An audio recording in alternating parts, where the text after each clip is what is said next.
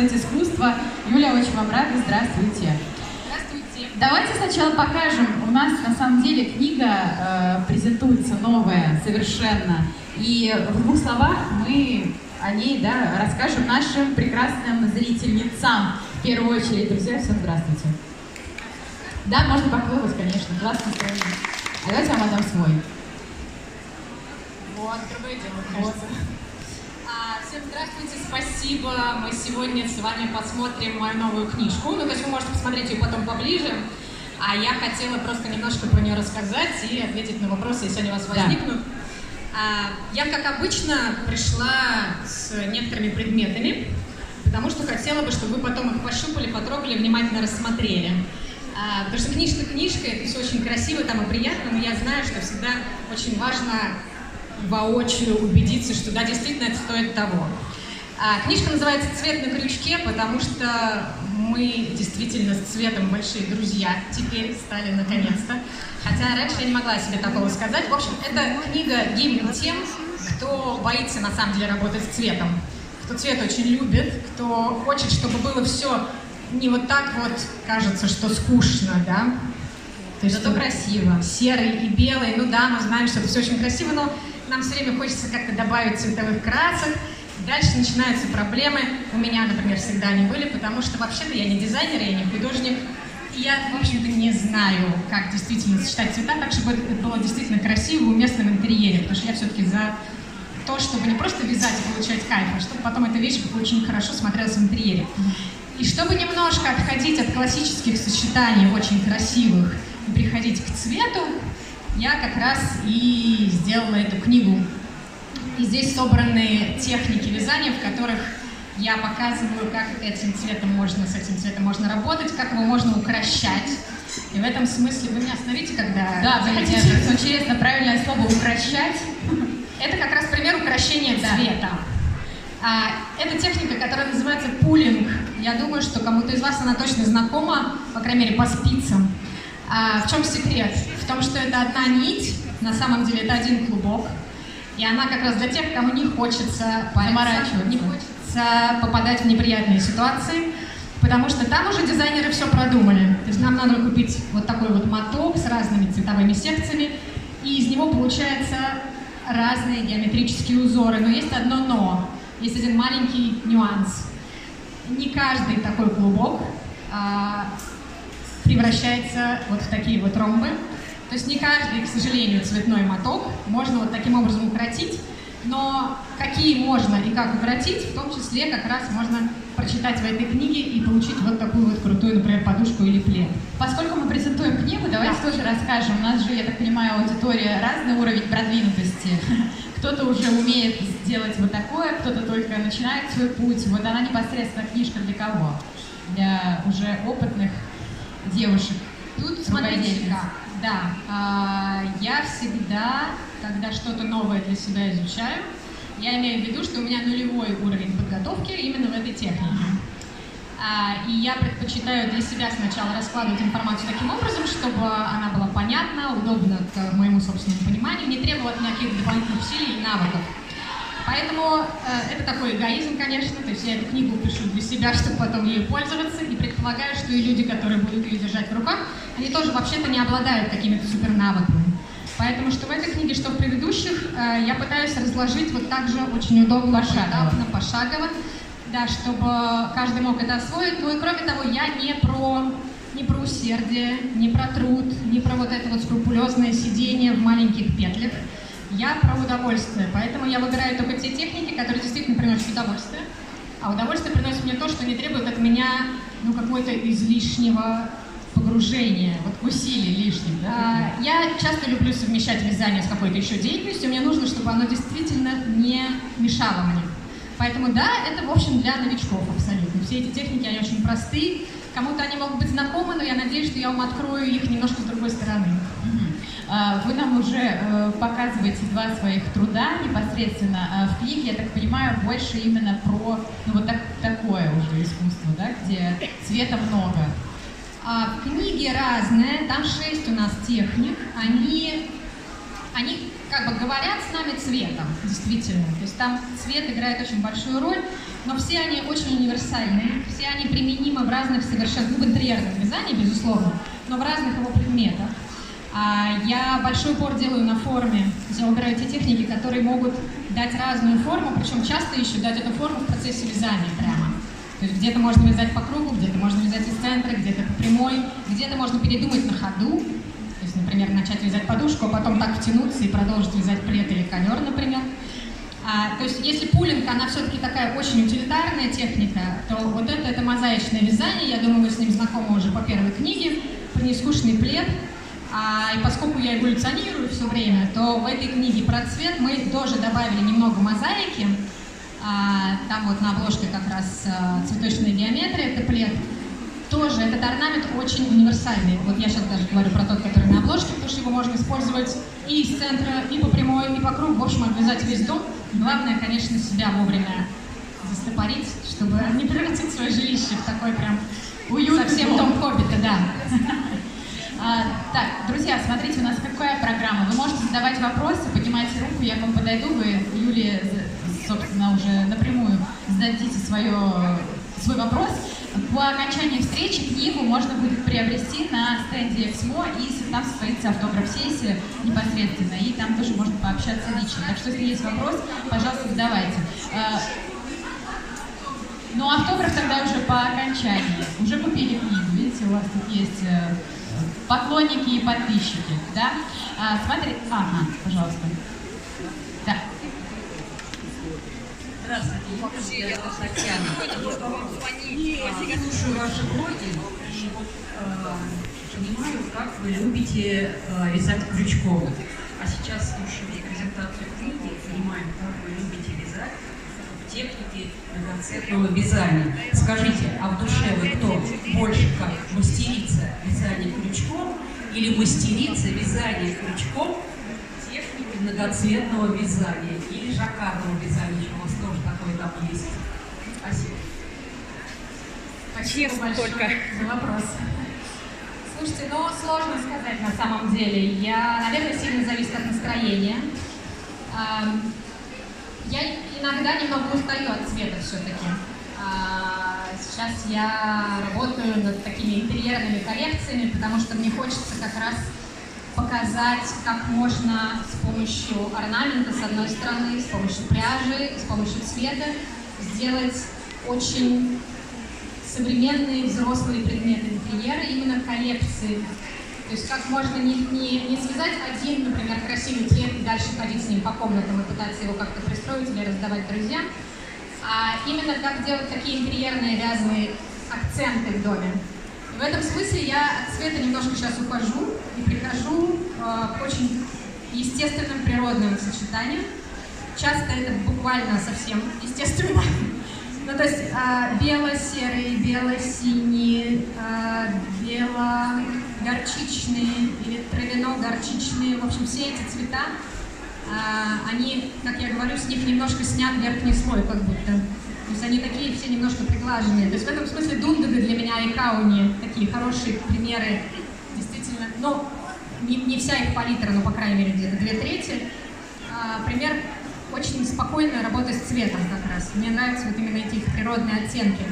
Поэтому вот цвет на крючке я как раз там хотела показать, как даже с буйством можно работать, с буйством красок, если хочется цветотерапии.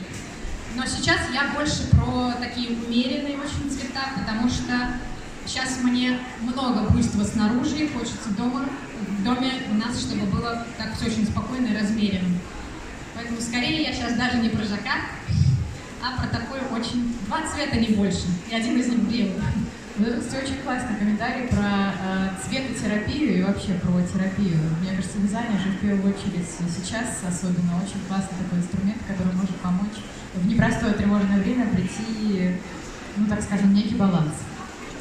Потому что это создает, конечно, такой укромный уголок, в котором можно действительно спрятаться, но я рекомендую все-таки не оставаться наедине с собой, с крючком или спицами, а хотя бы в онлайн-режиме присоединяться к профильным сообществам, где могут люди тоже поддержать, где они занимаются тем же делом, где они увлечены тем же рукоделием, неважно каким.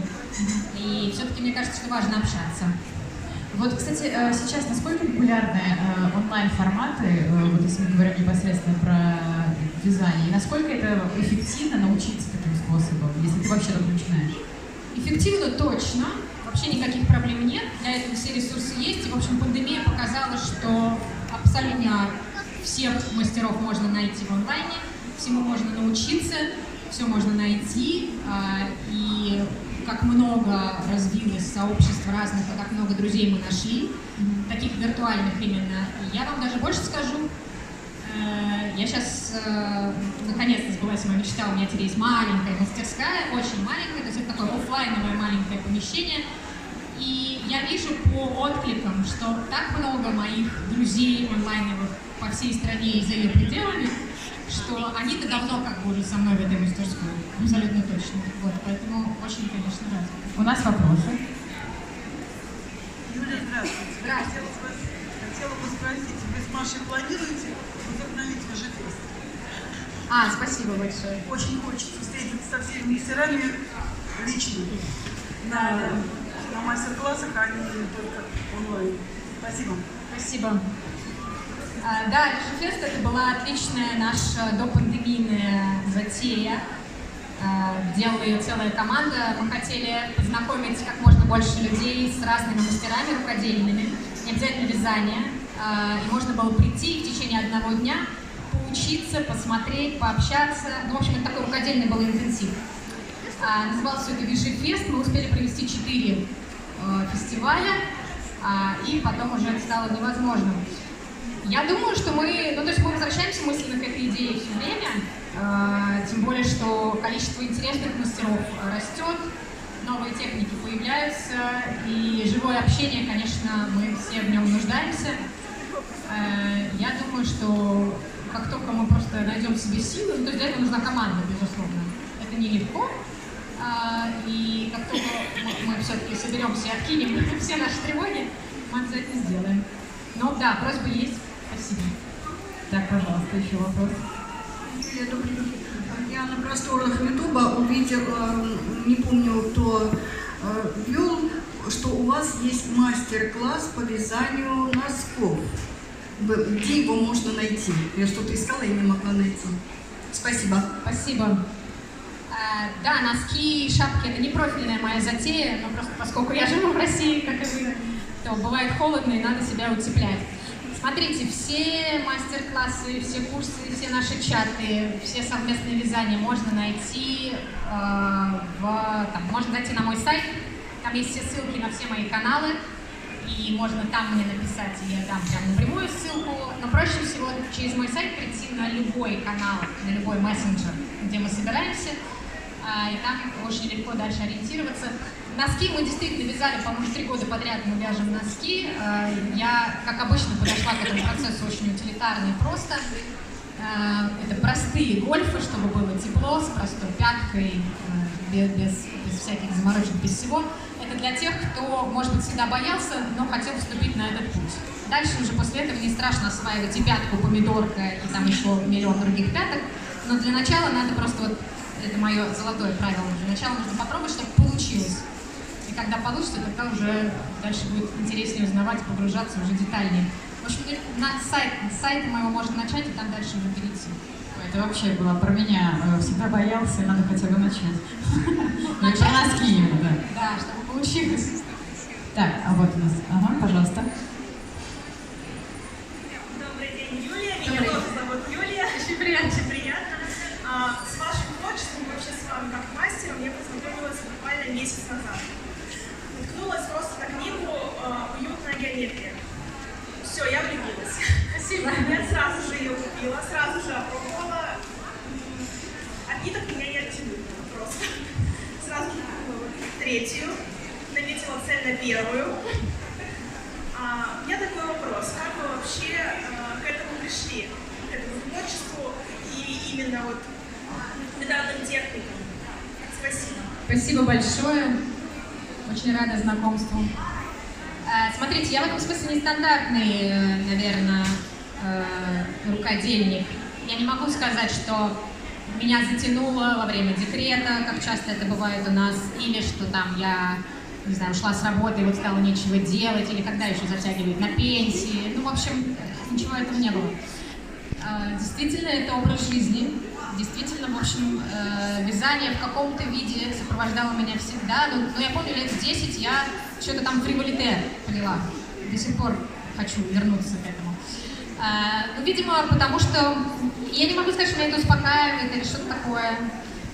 Мне недавно сказали, что наоборот это способствует в дальнейшем развитию каких-то неприятных вещей с руками и все такое. Это времяпрепровождение, которое мне очень нравится. Поэтому это происходит уже со мной с редкими перерывами почти всю мою жизнь. Мне 40 лет, соответственно, где-то лет 30, наверное, с редкими перерывами я точно этим занимаюсь. Главное, что я хотела бы, чего я хотела бы добиться, это показать людям, что не надо ждать ни декрета, ни пенсии. Что это занятие, которое не требует перед обществом каких-то извинений или обоснований. Что это действительно очень приятно для самого себя. Это приятное времяпрепровождение, которое не требует объяснений, а что это мы там какой-то фигней занимаемся. Это, правда, дарит очень приятные ощущения себе, прежде всего. От того, что получается, от того, что интересно, от того, что умеешь, от того, что знаешь, как применить. Поэтому я бы сказала, что это моя гуманитарная миссия такая немного.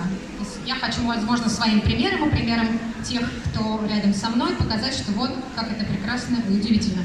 Про те техники, которые вы говорили, вот про вторую книгу, это как раз те самые простейшие, прям наипростейшие техники, вы сами могли в этом убедиться.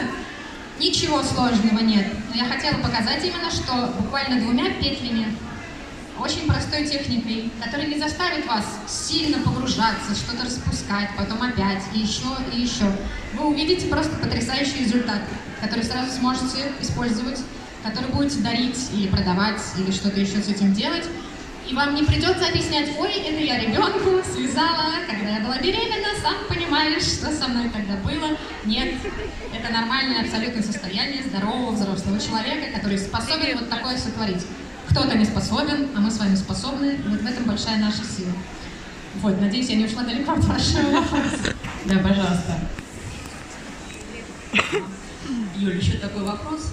Когда первая задавала, вы там проскользнули краски, природные краски. Вот сегодня, когда я ехала на выставку и из окошка наблюдала за красотой, осенней красотой, вернее, красотой природы. И вот такой вопрос. А время года влияет на цветовую гамму ваших изделий? Прекрасный вопрос, спасибо. Я, прежде чем сказать про время года, я сейчас не забуду. Просто хотела сказать, что вот это, в этом главная засада, к сожалению. Для меня всегда была, я знаю, для многих. Вот ты идешь по улице, вот осенний такой день, красота, где-то солнышко, вот ты видишь желтые листья, они не просто желтые, они такие с коричневым, немножко зеленого, такая пожухлая трава, красиво, где-то солнечные блики, и ты думаешь, вот она, осенняя палитра. Дальше ты заходишь в Pinterest или куда-то, набираешь осенняя палитра, и тебе выходит порядок какой-то цветов осенних, и ты смотришь, о, как красиво, вот это я сейчас и возьму. Дальше ты приходишь в магазин пряжи и начинаешь сопоставлять, значит, вот эту вот красивую палитру с пряжей. Вот я как раз на Семеновской пряже была недавно, вот, и смотрю. И тут начинается время компромиссов. Мы смотрим, ага, ну он не совсем желтый, он немножко с коричневым, а что мы имеем здесь? А мы имеем яичный такой цвет, а другого у нас тут нет. Или там вот травяной, а ну он у нас на полке не совсем травяной, наверное, такой немножко бутылочный, а тоже вроде ничего. Желтый-зеленый, хорошо. И в итоге на выходе я всегда получала такой странный набор мотков, который, ну, ни в какое не идет в сравнение с тем, что я вижу на улице. А потом, когда я все это вижу и думаю, ну как же, по кругу Итана у меня же все в порядке, то есть действительно у меня там далеко стоящие друг другу цвета или в одних оттенках, но только почему-то получается не то, что немножко я ожидала увидеть. Вот, поэтому я всегда, когда говорю, что вот природные краски, вот только в Дундеге я увидела действительно оттенки, которые хоть как-то напоминают мне природные, вот именно то, что я вижу, и в этом смысле осень мне ближе, потому что я люблю такое вот и охру, и какие-то там оттенки рыжего, и коричневого, но не железно-коричневый, не железно-оранжевый ярко, не железно-желтый яичный, не такое, да, а немножко такие все-таки срезанные цвета. Но вот в этой книге как раз мы делали вместе с фотографом, с прекрасным фотографом Машей Рязанцевой, мы делали палитры именно на пляже. То есть там есть цветовые палитры, чтобы просто подсказать, да, какие бывают интересные сочетания, но потом мы приехали прям в пляжный магазин, посмотрели дундугу и из нее прям составляли цветовые схемы, чтобы показать, что вот так это будет. Не так, как вот вам кажется за окном, а вот так. И что это максимально приближено к тому, что будет действительно красиво и хорошо смотреться. И даже если мы знаем, например, вот про простое правило, которое я там тоже рассказываю, что вот я пользуюсь, ну, если у вас нет под рукой нормальных цветов, ну что делать, а что-то хочется, возьмите белый и к нему какой-то. Ну, просто старайтесь не слишком яркие брать, но белый и еще с чем-то будет, скорее всего, беспроигрышным. Но там, как раз на примере дундуги, мы показали с Машей, как даже с одним белым и с его оттенками может преобразиться картина того прямо на пляже. Даже уже на пляже видно, даже еще не связано ничего. Как может преобразиться будущее наша подушка, плед или что угодно, и одежда, конечно, все что угодно. В общем, с цветом такая, к сожалению, история. Я пытаюсь все найти производителей, которые покрасят мне так, как я хочу, действительно, и секционную пряжу, как мне надо. Вот, пока, видимо, я только в начале этого пути, надеюсь, что он будет иметь какой-то логический конец. Мы с кем-то сколлаборационируемся, и будет очень красиво. Вот, но если под рукой такой пряжи нет, то советую воспользоваться шпаргалкой из книги. А вообще осень. Так, друзья, вот, наверное, завершающий вопрос у нас. Пожалуйста. Здравствуйте, меня зовут Анетта. Я очень сильно люблю рукоделие, люблю вязать, вышивать. Вообще творчество меня очень сильно вдохновляет. Вот вас что-нибудь вдохновляет? Да. Ну, я, по-моему, рассказывала про это. Меня очень вдохновляют резиновые половики, которые на самом деле, если вы приглядитесь, они очень разные, резиновые половики. Я не имею в виду, что на них разная надпись «Welcome» или там «Добро пожаловать», а в смысле, что у них узоры бывают очень разные, интересные. Я всегда смотрю на половики. А еще я всегда смотрю на металлические ограды. Не на кладбище, а на бульварах. Как правило, на бульварах. Еще часто бывает на окнах на первом этаже. Это не всегда просто какие-то ромбики, а бывают очень интересные. Очень много бордюров, например, для первой книжки я взяла из оград на Гоголевском бульваре, например. Вот, потому что там и греческие мотивы есть, и всякие разные цветочные, и другие, очень вдохновляющие. Вообще, знаете, что еще? Есть кофейня в Москве, не помню, как называется, она вся в плитке. В такой восточной плитке, у них вот на полу, причем она разная в разных комнатах, у них, я там сколько нафотографировала для жаккарда себе разных красивых узоров. В общем, я всегда рекомендую, смотрите по сторонам, не в телефон, не под ноги, а по сторонам, потому что очень много красивых вещей вокруг нас, не только природных, а даже в промышленности. Ну, ограды, прям посмотрите ограды, не только на бульваре. И люки еще, кстати, есть еще люки. Там тоже красиво. Друзья, много идей в книгах Юлии непосредственно. Книги вы можете приобрести на стенде Эксмо. Юлия Гензина, давайте ей поаплодируем. Человек, который ведет и онлайн-деятельность, и авторскую, давайте руками такую красоту. Что он сейчас делает? Давайте еще раз скажем спасибо, Юлия.